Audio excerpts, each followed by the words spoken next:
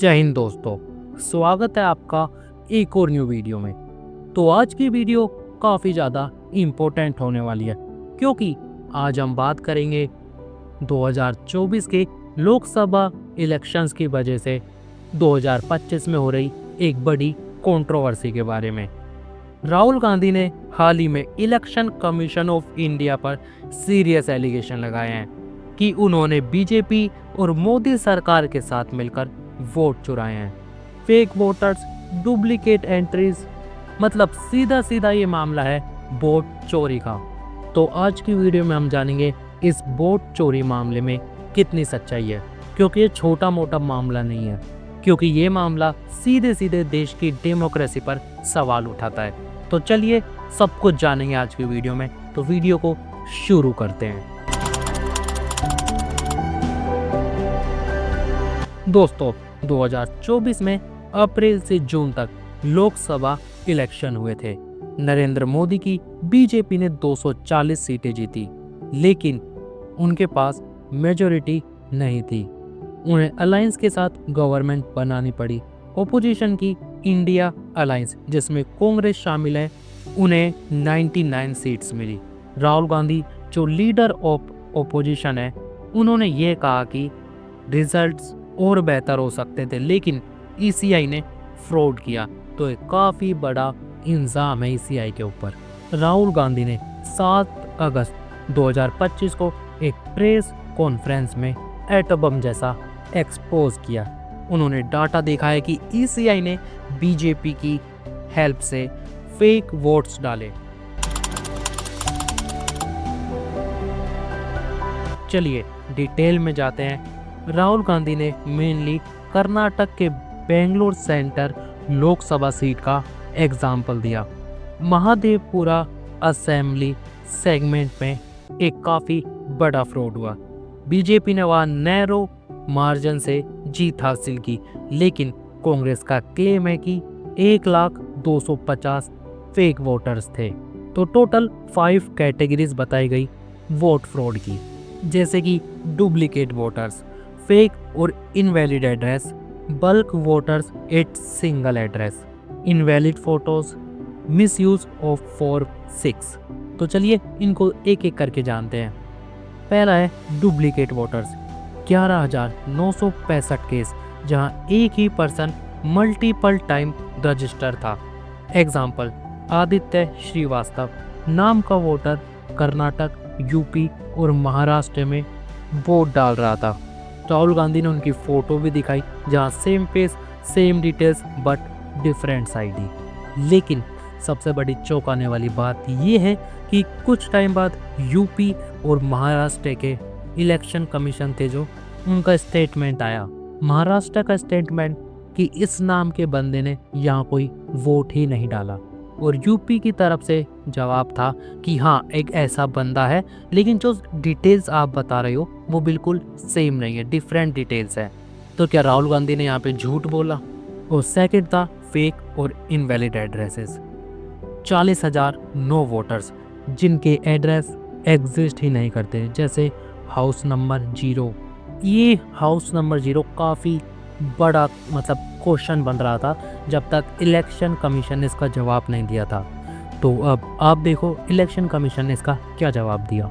आपको पता है इस देश में करोड़ों लोगों के घरों के पते के आगे 0 नंबर है। क्यों? क्योंकि पंचायत, म्यूनिसिपैलिटी, जिस घर में वो रहते हैं, उन्होंने उनका नंबर नहीं दिया। शहरों में अनऑथराइज्ड कॉलोनीज हैं जहां उनको नंबर नहीं है, तो वो अपने फॉर्म में क्या पता भरे? तो चुनाव आयोग के निर्देश कहते हैं अगर ऐसा कोई भी मतदाता इस देश में है, चुनाव आयोग उसके साथ खड़ा है और उसको नोशनल नंबर देगा।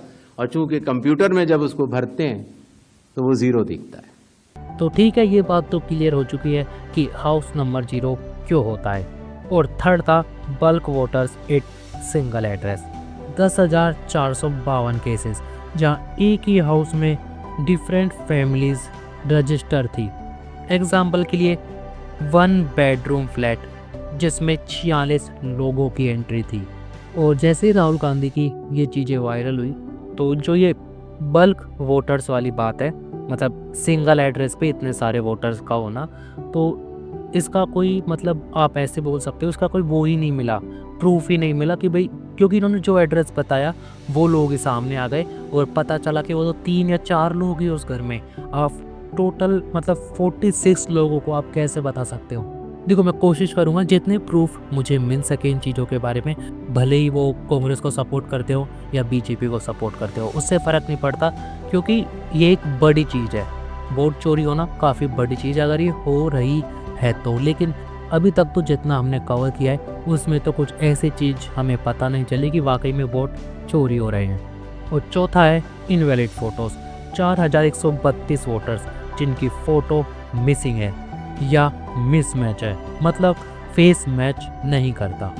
और पांचवा है मिस यूज़ ऑफ फॉर्म 6, जिसमें 33,692 न्यू वोटर्स जो एक्चुअली एल्डरली थे, जैसे 70 ईयर ओल्ड शाकुन रानी जो 2 बार रजिस्टर थी, तो इसका मतलब है कि उन्होंने वोट भी फिर 2 बार ही किया होगा।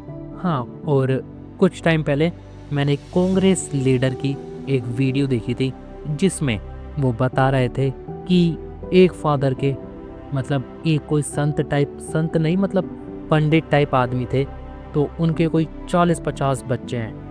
मतलब ऐसा उनका कुछ इंजाम था कि भाई ये इतने सारे बच्चे किसी के कैसे हो सकते हैं, क्योंकि वो जितने भी लोग थे उनके फादर का नाम सेम ही आ रहा था सबका। तो उस वजह से क्वेश्चन उठता था कि भाई इतने सारे बच्चे तो हो नहीं सकते, तो मतलब ये फेक वोटर्स है। लेकिन बाद में पता चला कि वो जितने भी लोग हैं वो सब के सब अनाथ थे, मतलब उनके माँ बाप नहीं थे। तो ऐसा होता है ना भाई कि कोई किसी को गोद ले लेता है, या फिर बोल सकते हो अडोप्टेड सरनेम था उनके पास, इसलिए वो 40-50 लोगों के डॉक्यूमेंट्स में एक ही फादर का नेम आ रहा था। तो ये काफ़ी सारी चीज़ें, मतलब मैं कभी कभी सोचता हूँ कि अगर आप कुछ भी बोलो ना, क्योंकि आप मीडिया में बोल रहे हो, तो काफ़ी सोच समझ के बोलो, आपके पास प्रॉपर प्रूफ होना चाहिए।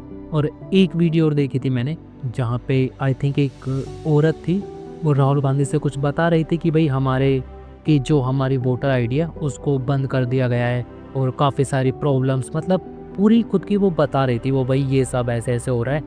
फिर बाद में पता चलता है कि ऐसा तो कुछ है ही नहीं। वो जो औरत है उसको कुछ कांग्रेस के कार्यकर्ता आते हैं, उसको बोलते हैं कि आपको राहुल गांधी के पास जाना है और ये सारी चीज़ें बोलनी है। अब वो औरत थोड़ी पढ़ी लिखी नहीं थी, तो उसको लगा भाई ये जो भी बोल रहे हैं कि मेरा वोटर आईडी कार्ड के साथ ये हो चुका है, बंद हो चुका है, तो उसको सच लगा और उसने राहुल गांधी के सामने वो सारी चीज़ें जाके बोल दी।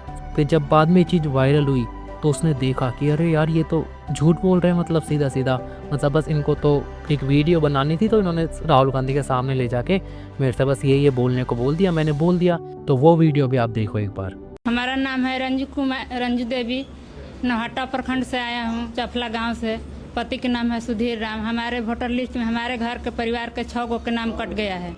आप पहले थे उस पे? जी पहले थे।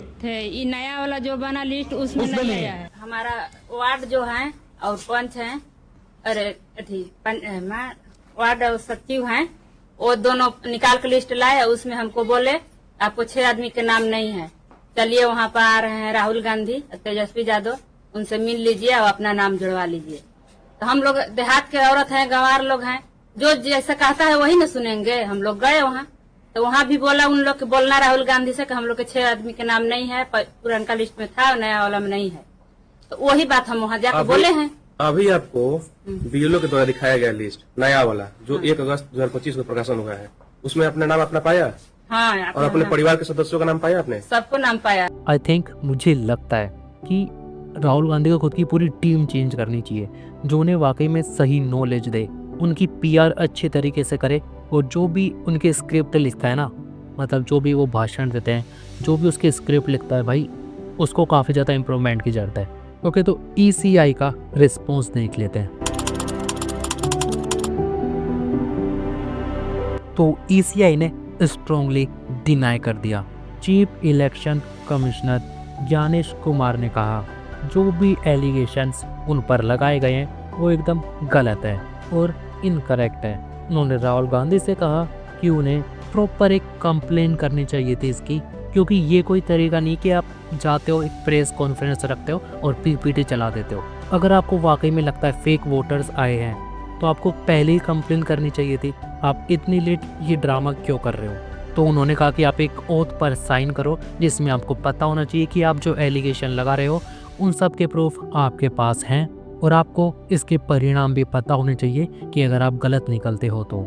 और कहा अगर आप ये नहीं कर सकते तो पब्लिक से सॉरी मांगो। तो साथ ही ECI का कहना है कि हाउस नंबर 0 होमलेस वोटर्स के लिए स्टैंडर्ड है, कोई फ्रॉड नहीं। मतलब काफ़ी सारी जगह ऐसी है गांव देहात जहाँ पे घरों में हाउस नंबर नहीं होते, मतलब पता नहीं कि भाई इस घर का प्रॉपर एड्रेस क्या है, हाउस नंबर क्या है। और काफ़ी सारी जगह ऐसी है जहाँ पर हाउस नंबर अभी तक आई ही नहीं है, तो इसलिए उन्हें एक नंबर दिया जाता है और वो होता है 0 नंबर। तो ये कारण ECI ने बताया, जो कि वाकई में सच है। क्योंकि आप खुद देख लो, आप आजकल गांव में चल जाओ, वहाँ पे कहाँ होते हैं हाउस नंबर।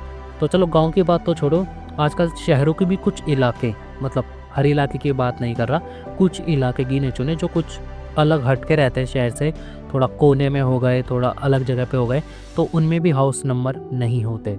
या फिर काफ़ी सारी ऐसी जगह जैसे कि लोग झुग्गी झोपड़े में रह रहे हैं, कच्ची बस्ती में रह रहे हैं, वहाँ कहाँ होंगे हाउस नंबर। तो इसलिए हाउस नंबर की जगह वहाँ पे कुछ अलग नंबर होता है और जब आप उसको चेक करते हो तो वहाँ पे फिर आपको 0 नंबर दिखाया जाता है। और साथ ही इलेक्शन कमीशन ने कहा शाकुन रानी थी जिनका एग्जाम्पल दिया था राहुल गांधी ने, उन्होंने 2 बार वोट नहीं किया, उन्होंने एक ही बार वोट किया है। जब राहुल गांधी से ओथ साइन करने के लिए बोला गया तो राहुल गांधी ने एक और प्रेस कॉन्फ्रेंस की थी, तो उसमें जब किसी ने उनसे पूछा कि आप ओथ साइन क्यों नहीं कर देते, उनका जवाब था कि भाई मैं मुंह से बोल रहा हूँ ना, वही एक ओथ साइन के बराबर है। मतलब फुल ऑन एटीट्यूड लेवल, और +99 करने की कोशिश की वहाँ पे राहुल गांधी ने। लेकिन सिंपल से बात है भाई, ओथ तो ओथ होता है और मुंह से बोलने में क्या है भाई। फिर क्योंकि मुंह से बोल रहे हो तो ठीक है, आप एक बड़ी पॉलिटिकल पार्टी के लीडर हो तो आपको कोई क्या ही उखाड़ लेगा। लेकिन जब आप एक प्रॉपर एक ओथ साइन करते हो फिर सीधा सीधा चीज़ें संविधान के तहत होती है, मतलब प्रॉपर तरीके से वो एक लीगल चीज़ हो जाती है। और अब एक इम्पोर्टेंट बात और, क्या कभी इससे पहले भी वोट चोरी हुई है? हाँ, तो पहली वोट चोरी हुई थी 1946 में, जहां सरदार वल्लभ भाई पटेल और पंडित जवाहरलाल नेहरू में से हमारे देश का पहला प्रधानमंत्री चुना जाना था। जहां सरदार वल्लभ भाई पटेल को 14 वोट मिले थे और जवाहरलाल नेहरू को केवल 0 वोट। लेकिन फिर भी हमारे देश के प्रथम प्रधानमंत्री कौन थे? वो थे जवाहरलाल नेहरू। मतलब काफ़ी बड़ी वोट चोरी, और वो भी खुलेआम। और सेकंड वोट चोरी हुई थी आपातकाल से कुछ समय पहले, जहां इंदिरा गांधी पर एलिगेशन था कि उन्होंने रायबरेली से जो सीट पर चुनाव किया, वहां की जो मशीनें थी उनसे कुछ छेड़छाड़ की है। इसी कारण कोर्ट ने उन पर आई थिंक मुकदमा चलाया, उन्होंने 6 साल तक चुनाव न लड़ने के लिए कहा गया और उनका जो पद था उससे भी रद्द कर दिया गया, और शायद इसी वजह से उन्होंने आपातकाल घोषित कर दिया। हाँ, काफ़ी सारे कारण और भी बताए जाते हैं आपातकाल के। तो मतलब देखा जाए तो अगर आज के टाइम में वोट चोरी हुई है तो कोई नई बात नहीं है। तो आई होप गाइस आज की वीडियो आपको पसंद आई होगी। काफ़ी आसान और सिंपल तरीके से समझाने की कोशिश की मैंने कि ये चल क्या रहा है। तो ठीक है, मिलते हैं किसी नेक्स्ट वीडियो में, तब तक के लिए जय हिंद, जय भारत।